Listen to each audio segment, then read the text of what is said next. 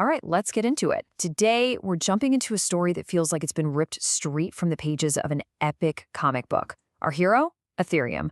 The setting? The year 2026. And the plot is a massive saga of price, incredible power-ups, and some pretty wild prophecies. Let's do this.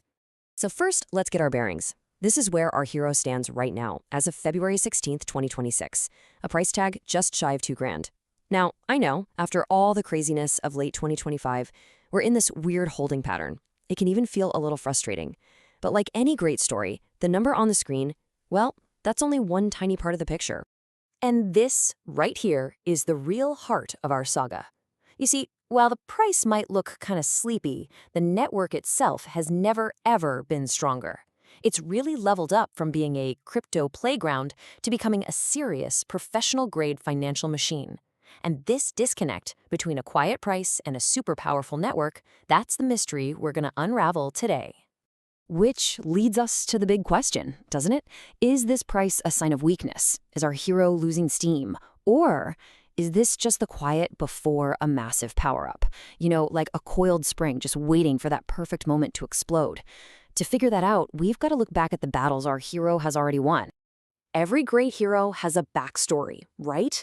One filled with trials and tests. And Ethereum is no different.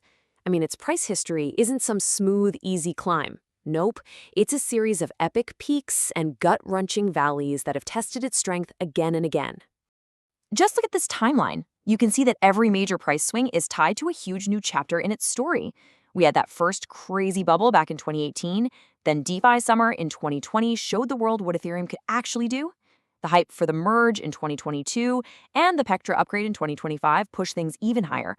But through all these cycles, there was one villain that just kept rearing its ugly head. And here it is, the arch nemesis of the network. For years, high gas fees were the monster terrorizing the entire ecosystem. I mean, at its worst, trying to use Ethereum just felt impossible for a normal person. $50 fees, sometimes more, it locked out millions of potential users. This was the final boss that Ethereum absolutely had to defeat. And oh boy, did it ever defeat it. This brings us to the latest chapter, the Great Power-Up. See, Ethereum didn't just fight its old enemies. It went out and forged brand new weapons that completely changed the rules of the game. The ultimate weapon was the Saga upgrade. Now, without getting way too technical, it rolled out something called Pure DAS. The easiest way to think about it is like a massive data superhighway built just for layer 2s. And layer 2s are like those express lanes on top of Ethereum that make everything faster and way cheaper. This upgrade gave them a ridiculous amount of room to operate. And wow, look at the difference it made. The final boss was absolutely slain. Those crippling $50 plus gas fees, they're basically ancient history now. For anyone using a layer 2, we are talking about fees of just 2 cents. This wasn't just a small fix, it was a total game changer. And this is where Ethereum really started to close the gap. For years, the story was always that rivals like Solana were just way, way cheaper.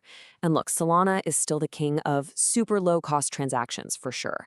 But check out this chart. Ethereum's layer 2s are now playing in the same ballpark. That massive cost advantage other chains had, it just got a whole lot smaller.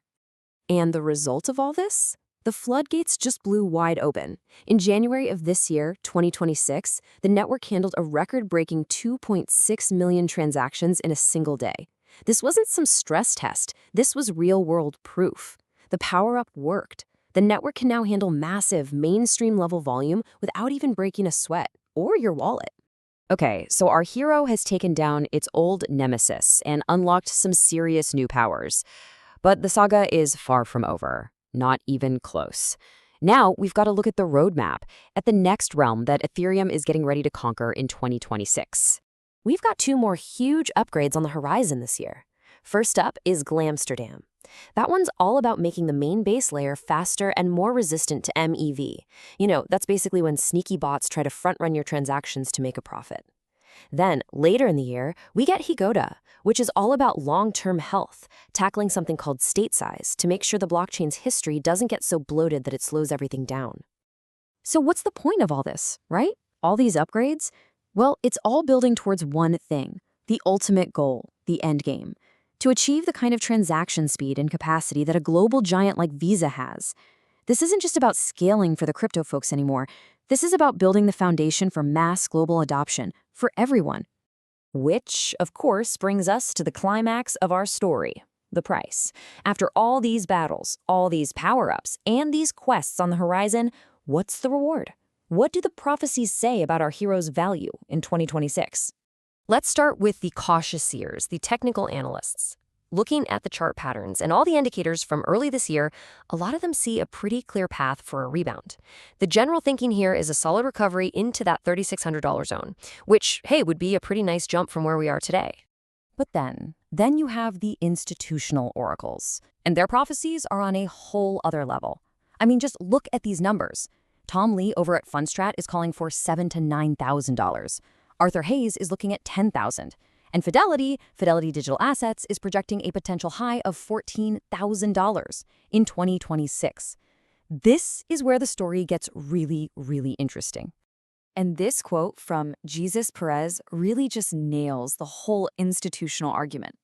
See, they don't just see a crypto coin, they see the holy grail for financial settlement, a core piece of infrastructure for the entire future of finance. And let me tell you, when people like this start using language like that, you sit up and pay attention. And now for this final chapter, we're actually going to turn the focus on you. Because in this whole saga, the token holders, especially you stakers out there, you're not just watching from the sidelines. No way. You are active heroes in this story. You are the guardians of the network. Just look at this for a second. A staggering 30% of the entire supply of Ethereum is staked. It is locked up by people who truly believe in the long-term vision. This isn't just some random number. It represents a massive collective vote of confidence from the very community that keeps the blockchain secure. And if you put that in dollar terms, the commitment is just mind-blowing. Over $110 billion. That is the economic shield that protects Ethereum from any attack. It's a giant wall of capital that makes this network one of the most secure computer systems ever built. And it's all powered by you, the community of guardians. So here is your mission. When you stake, you are not just earning a little yield. You are an active hero in this saga. You're locking up supply, which reduces the pressure for people to sell. You are providing that incredible economic security shield, and ultimately, you're helping to power what could literally become the world's global settlement layer. You are a critical part of this story. And so we end right back where we started, with a question. We've seen the old villains defeated, we've seen incredible new powers unlocked, the guardians are in place, and the final upgrades are right around the corner. When you put all of that together, is a 5-figure Ethereum no longer a question of if, but simply a matter of when? I'll leave you to think about that one.